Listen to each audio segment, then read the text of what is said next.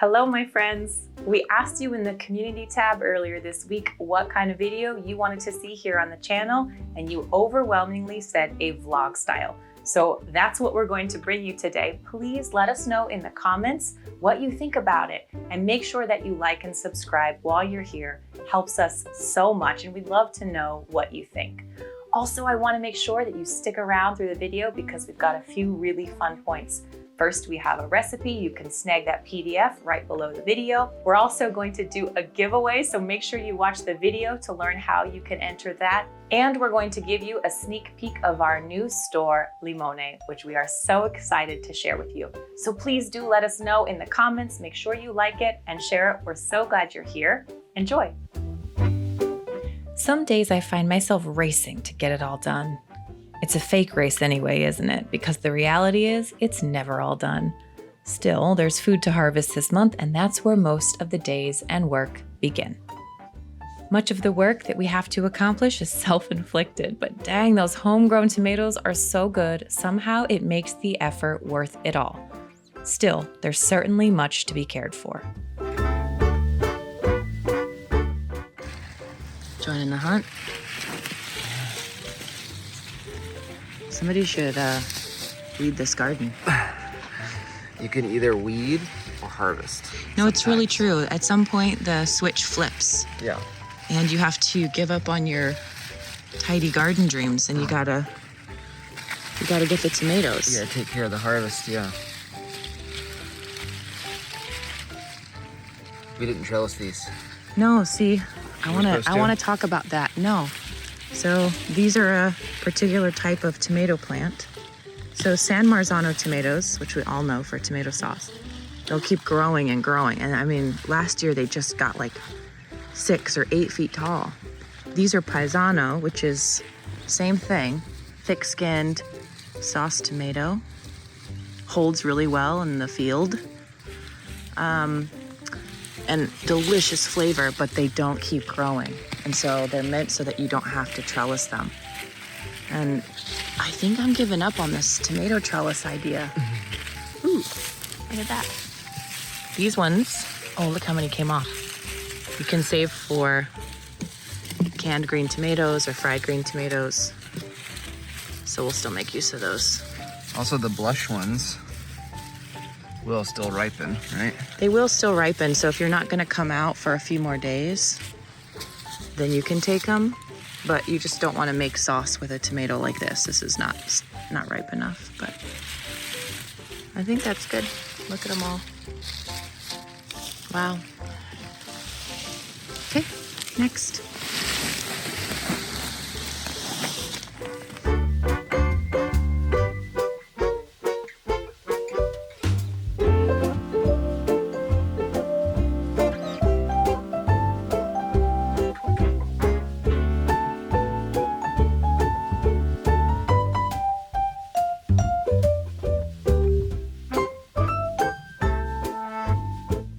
These ones, this is my brandy wine. Yeah, we got.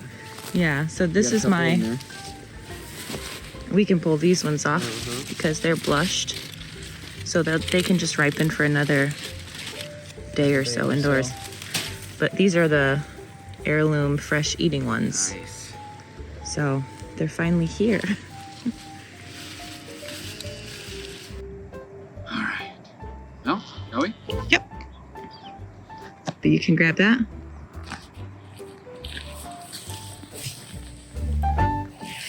I'm a home cook, but I'm a serious cook, and I could not be more grateful to partner with Made In and bring their incredible cookware to you, truly.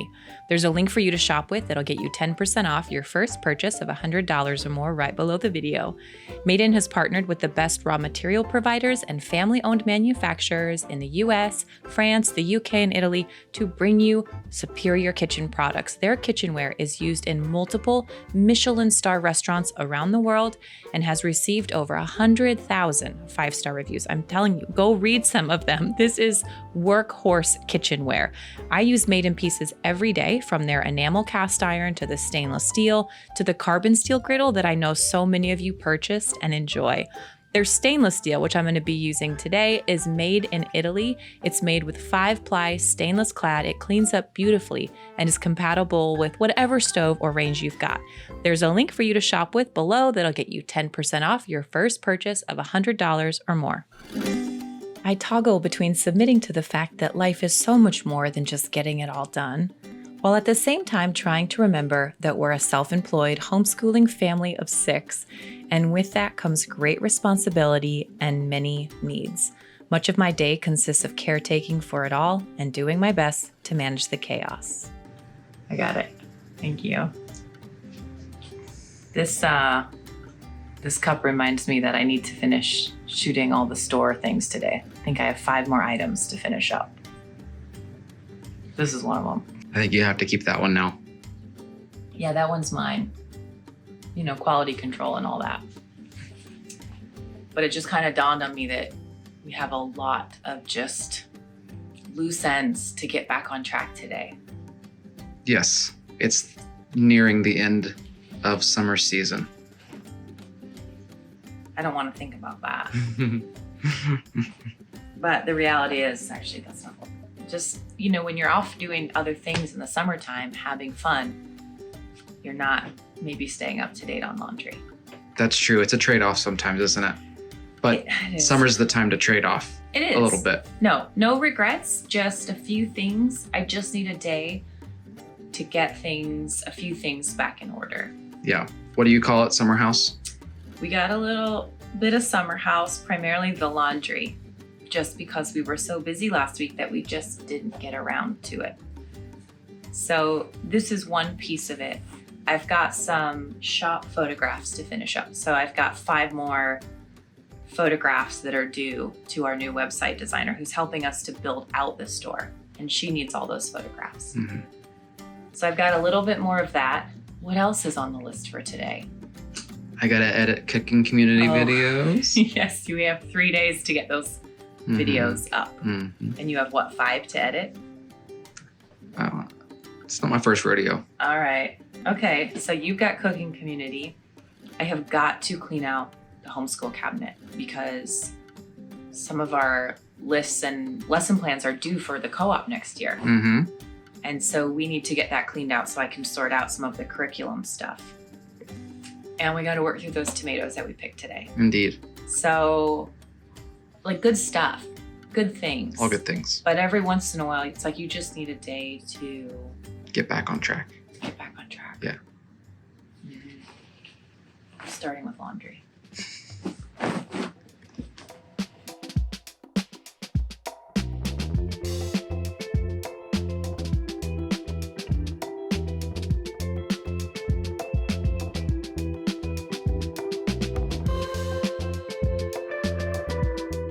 Here's the reality. It is chaotic. Sometimes it makes me want to cry with overwhelm, managing emotions, managing routine, managing education, managing work, managing stuff. Sometimes it just feels like I do it all so poorly.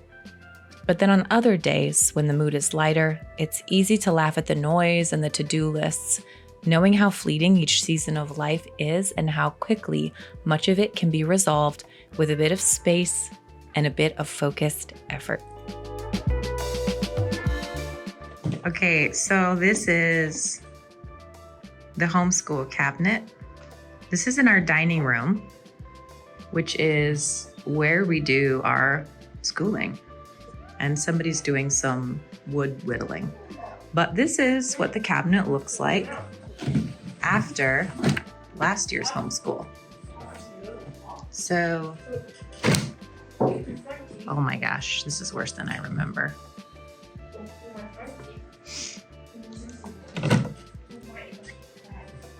This is so bad.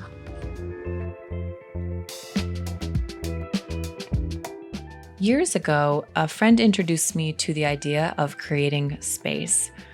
Sometimes this means letting things go. Other times it means doing things that you love to create a space of happiness in your day.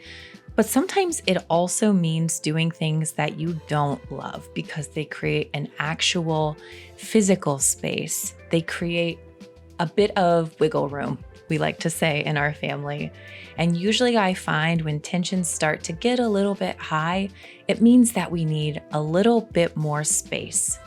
So oftentimes, because our home is fairly small and there's a lot of people in it, we take this as a sign to actually create physical space by getting rid of items that we no longer need and donating them, getting rid of garbage, getting rid of old textbooks or old workbooks, in this case, the entire school cabinet that needed to be a bit more refined going into August. We're going to be setting out to bring in new curriculum and new textbooks for the coming year. And in order to do that, we needed to create some space and get this back on track.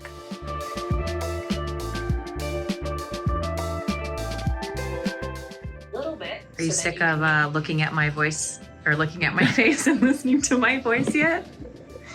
That's a trick question. No, Well. never. Oh. Never. Oh, well, I know you have. Is this the first one? It is. I was wondering if maybe you wanted to come out and just peek at this tomato machine with me. Okay. And then I can maybe work on that and finish that up, getting that back on track.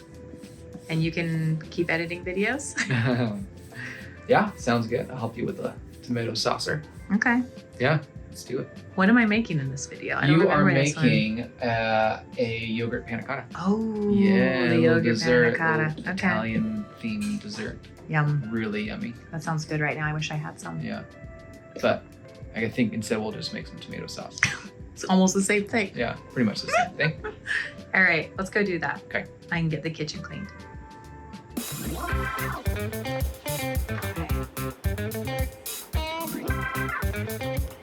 Do you remember last year we just had that like hand crank one, like you make applesauce out of? Do you remember this? I do. You hooked your drill up to it. It completely stripped it out. It worked really well, but I don't think they're meant to do 500 pounds of tomatoes. No, I don't think so. I mean, that poor thing, it didn't make it. It didn't make it. I've never used one like this before. I really don't know what to expect, but it came highly recommended to me. Check this out. Oh my God. Look at that. That's the real deal. Oh my goodness. That is the real deal. Hopefully this is pretty self-explanatory here.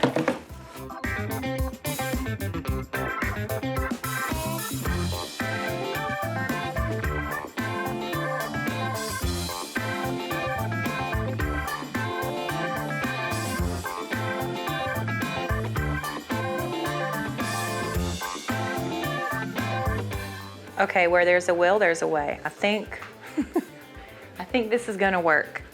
We got it plugged in there. Look at this, just a behemoth. And it's all set to strain into the dish here, which is great because that might actually make cleanup a little bit nicer. So there's a lot of things I know how to do well after years of practice, and there are some things that I am still very much a student of, which I like. Don't you like being a student? Lifelong learner. I'm a lifelong learner, and I like the challenge of learning new things. I like not quite knowing how to do something. It makes me want to figure it out like it's a puzzle. And one of those things currently that I'm just really obsessed with is learning Italian. So never learned another language before. I studied a lot of Spanish in high school and live around a lot of Spanish speakers. So that's something that I've sort of naturally picked up bits and pieces of along the way. But in that sense, it's a bit challenging to turn off my Spanish brain and turn on my Italian brain. But we thought it would be fun to practice some Italian phrases together because that's exactly what I'm doing. I'm practicing and I'm making mistakes and I'm saying things so wrong, but that's part of the fun of it. So here's your Italian phrase for this video. Adesso facciamo la passata di pomodoro. What does it mean? Okay, Stu wants to have a little challenge for you. If you know what that means, I'll say it again. Adesso facciamo la passata di pomodoro. If you want to join in the fun of learning these Italian phrases, go over to our community tab. We'll have a little picture of this week's challenge, this week's phrase. And we're gonna pick somebody from the comment section and send them a signed cookbook. So give it a shot. Adesso facciamo la passata di pomodoro. Allora, andiamo. I'm scared.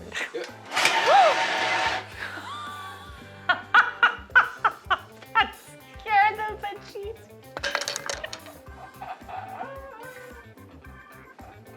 That was almost lights out for you. You see that thing almost hit you right in the face. Oh, yeah. Why you do that? This is the perfect example of being a student of something. I'm currently a student of my tomato machine. All right, let's try this again. Okay. Oh yeah, I forgot about that bit. Hold on. No.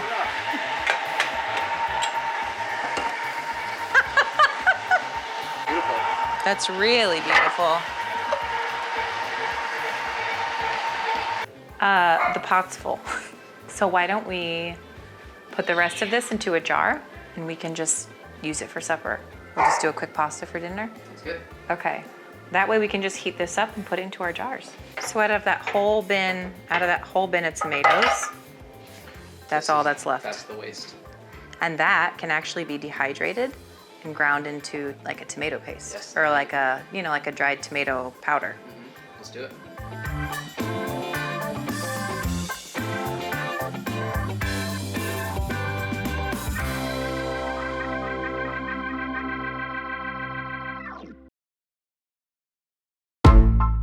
Sometimes what life looks like getting back on track is just taking time out of the madness for a homemade meal. I know this might seem silly to people who don't like to cook, but I find time at the stove to be very therapeutic and very calming.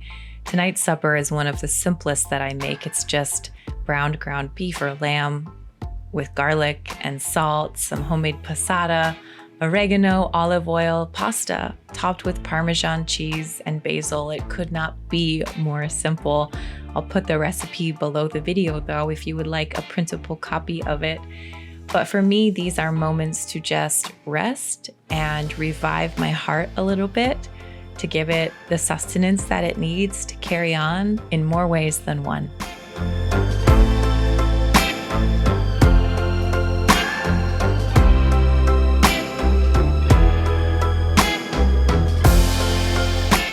We rounded out the day by finishing up the last product shots for the new shop Limone. I can't wait to share that with you. Make sure you watch to the end because I'm going to give you a little sneak peek. Even though our life involves a lot of work and dishes, I feel very grateful for it all, and I feel very thankful to have days like this to get things back on track. A bit of order amongst the madness, a bit of beauty amongst the tangles. I highly doubt I'll ever really get things back on track, but even still, the effort is not in vain. It makes a difference to me. It makes a difference to my family. So here's your reminder that your efforts, even if they feel invisible,